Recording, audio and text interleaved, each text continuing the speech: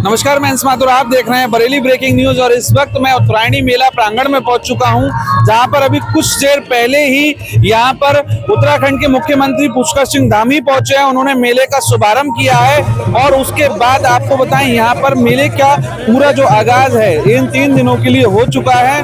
9, 10 और 11 को बरेली क्लब के मैदान में ये उत्तरायणी मेले का भव्य आयोजन किया गया है। और आप साफ तौर पर देख सकते हैं कि नाथ नगरी की इस धरा पर पूरी पहाड़ों की छटा देखने को आपको मिलती है। और साथ ही साथ यहाँ पर जो मौजूद जो दुकानें हैं उनमें पहाड़ों से जुड़ी हुई तमाम ऐसी वस्तुएं मिलती हैं जो आपको बरेली में पहाड़ों के जैसा एहसास कराती हैं। तमाम वहाँ की दालें और जड़ी बूटियां और तमाम जो चीजें हैं जिनके लिए पहाड़ हमारे जाने जाते हैं, देश की संस्कृति से जुड़ी हुई तमाम वस्तुएं यहाँ पर भव्य आकर्षण का केंद्र रहती हैं। तो मुख्यमंत्री यहाँ पर पहुंच चुके हैं और उन्होंने पहुंचने के बाद यहाँ पर क्या कुछ कहा वो भी दिखाएंगे। साथ ही साथ इस पूरे मेले के आयोजन से पहले एक रंग यात्रा बरेली के तमाम मुख्य रास्तों से निकाली जाती है, वो रंग यात्रा भी यहाँ पर पहुंच रही है।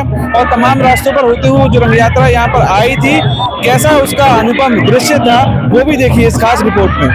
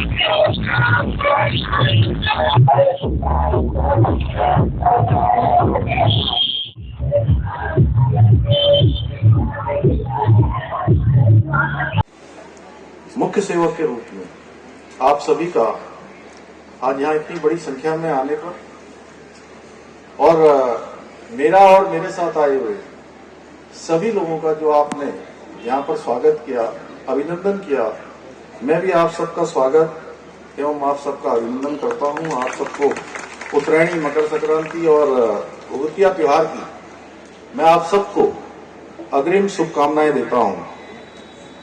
पिछले कई वर्षों से बरेली की इस ऐतिहासिक धरती पर आयोजित होने वाले इस विशाल सांस्कृतिक मेले में आप सबके मध्य आकर मुझे बहुत प्रसन्नता हो रही है। और मैं सच में पिछले सालों में भी कई बार मैंने प्रयास किया कि मैं आप सबके बीच में आकर जरूर इस मेले में प्रतिभाग करूं, इस आयोजन। और आज मैं आप सबको जिस प्रकार से आपकी प्रसन्नता देख रहा हूं, आप सबके अंदर ऊर्जा देख रहा हूं, सच में मुझे बहुत खुशी हो रही है। और मुझे लग रहा है कि मैं बरेली तो वैसे क्योंकि मेरा बचपन से आना जाना रहा है, बहुत छोटे थे तब से आए और इस मेले में भी आए हम।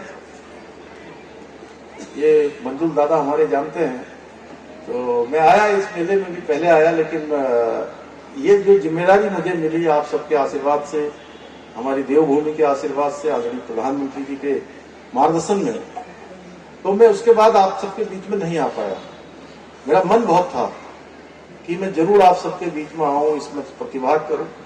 यह अवसर आज आया और सच में बहुत प्रसन्नता हो रही है आप सबकी। यहाँ पर जिस प्रकार से हमारी माताएं बहनें हैं, उन्होंने नथ भी लगा रखी है, गलोबंद भी लगा रखा है, पिछौड़ी भी पहन रखा है, तो अपने आप में शानदार। और जो बेटियां मुझे वहां तिलक लगा रही थी, मैंने उनसे पूछा कि आज ही लगाया है कि हमेशा लगाते हैं? तो निश्चित रूप से आप सबको देखकर ऐसा लग नहीं रहा है कि मैं बरेली में हूं, मुझे लग रहा है मैं उत्तराखंड में हूं।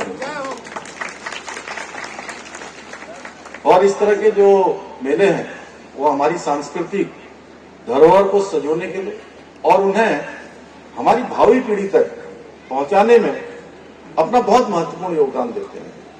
पीढ़ी दर पीढ़ी हमारी संस्कृति को आगे पहुंचाने का काम करते हैं और ये हमारी बहुत बड़ी धरोहर है। पहले के समय में जब ऐसे साधन नहीं होते थे, संचार की व्यवस्था नहीं होती थी, एक दूसरे से लोग जब मिल नहीं पाते थे, तो ये मेले, ये महोत्सव, ये कौथिक, यही हम सबका एक माध्यम होते थे मिलने का, अपनी बात एक दूसरे से करने का। इस उत्तरायणी मेले में जहाँ एक और अभी मैं देख रहा था आनंद खड़का जी और हमारे पिथौरागढ़ से आए हुए ललित सौर्य जी। पहले तो मैं थोड़ी देर तक ललित सौर्य को भी नहीं पहचान पाया, मुझे लगा कि आज जो है यहाँ बरेली है, क्योंकि आज टोपी पहन रखी है, कोट पहन रखा है। तो बाद में मैंने कहा कौन है भाई संचालन करने वाला। तो ये सब लोग बड़े अच्छे अच्छे कलाकार हैं जो उत्तराखंड में अपना योगदान कर रहे हैं। आनंद खड़का जी की टीम, जिन्होंने मां नंदा सुनंदा का एक शुरुआती यहाँ पर कार्यक्रम प्रस्तुत किया, ये सब इन मेलों के माध्यम से इन सबको भी बड़ा अवसर मिलता है अपनी प्रतिभा के प्रदर्शन का। और उत्तराखंड और उत्तर प्रदेश की जो लोक कलाएं हैं और उसकी जो हमारी आने वाली पीढ़ी है, पारंपरिक रूप से चलने वाले हमारे गायन हैं, उन सभी को नई पीढ़ी तक पहुंचाया जा रहा है। वहीं दूसरी ओर इस मेले में हैंडीक्राफ्ट और कुटीर उद्योगों के विभिन्न उत्पादों की बिक्री के लिए एक मंच प्रदान कर ग्रामीण अर्थव्यवस्था उसको मजबूत करने का भी प्रयास किया जा रहा है। अपने अथक परिश्रम से इस विशाल मेले में जो लोग भी इसको सफल बनाने में जुटे हैं, उत्तरायणी जन कल्याण समिति बरेली के सभी सदस्यों का मैं हृदय से अभिनंदन करता हूँ। मैं उनको बहुत बधाई देता हूँ। भाइयों बहनों, आदरणीय प्रधानमंत्री जी के देश के प्रधान सेवक बनने के पश्चात पूरे भारत में विकास भी और विरासत भी के उद्घोष के साथ आज सांस्कृतिक पुनर्जागरण का एक यज्ञ की शुरुआत हुई है। एक यज्ञ आगे बढ़ रहा है, चाहे काशी विश्वनाथ कॉरिडोर हो या उज्जैन में बनने वाला महाकाल लोक का निर्माण हो या हम सब के आराध्य देव भगवान श्री रामचंद्र जी के मंदिर का भव्य एवं दिव्य निर्माण हो, जिसका इसी माह 22 जनवरी को 1 साल प्राण प्रतिष्ठा का पूरा हो जाएगा, या ऐसे सभी कार्य आज इस सांस्कृतिक पुनर्जागरण की ये नींव है, ये फाउंडेशन है। और आदरणीय प्रधानमंत्री जी के मार्गदर्शन में, उनके आशीर्वाद से, उनके सहयोग से हमारी सरकार भी उत्तराखंड के विकास के साथ साथ जो सांस्कृतिक धरोहरें हैं उनके संरक्षण के लिए भी निरंतर प्रयास कर रही है। जहां एक और बाबा केदार का धाम, वह नवनिर्माण और पुनर्निर्माण वहां पर हो रहा है। अनेक व्यवस्थाएं वहां पर की जा रही हैं। अभी वहां पर एक उपचुनाव भी हुआ था, क्योंकि वहां की हमारी विधायक थी पहले शैला रानी रावत जी, उनका देहांत हो गया था। उसके बाद नया चुनाव हुआ। आप सब लोगों ने देखा होगा, बाबा के धाम में एक बड़ी विजय हमारी पार्टी को वहां पर मिली।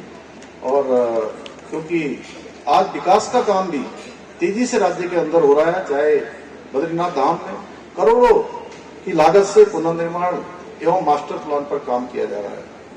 वहीं दूसरी ओर मानसखंड मंदिर माला मिशन के अंतर्गत कुमाऊं क्षेत्र के जितने भी हमारे पौराणिक मंदिर हैं, जितने भी प्रमुख धार्मिक स्थल हैं, उनके सौंदर्यीकरण का कार्य, नवनिर्माण, पुनर्निर्माण के कार्य भी तेज गति के साथ किए जा रहे हैं। अवैध मदरसों के खिलाफ हम लगातार कार्रवाई कर रहे हैं और इनके वेरिफिकेशन के जांच के आदेश कर दिए हैं। जगह जगह हमारे सभी जिलों में ये जांच चल रही है और जहां भी अवैध मदरसे पाए जाएंगे, जहां भी कोई संदिग्ध व्यक्ति पाए जाएंगे, इनका संचालन करते हुए पाए जाएंगे, उन सब के खिलाफ हम कठोर कार्रवाई कर रहे हैं। सर, कुंभ में मेला आयोजन किया जा रहा है, कुंभ को लेकर अखिलेश यादव लगातार तंज कर रहे हैं कि वहाँ पाप धोने के लिए सरकार जाएगी। देखिए, जिन लोगों ने कार सेवकों पर गोली चलाई हो, जो हमेशा राम मंदिर के विरोधी रहे हों, तो उनको कुंभ का महत्व समझ में नहीं आता है, इसलिए इस प्रकार की बात नहीं करनी चाहिए। ये एक बहुत ही हमारा शुभ भी और मैं कहूँ पवित्र कुंभ है। इसमें जो भी जाएगा उसको पुण्य की प्राप्ति होगी। बात तमाम साधु संत है, उनसे भी आग्रह किया कि कुंभ मेला समापन होने वाले मुख्यमंत्री जी को अपने साथ लेके चले।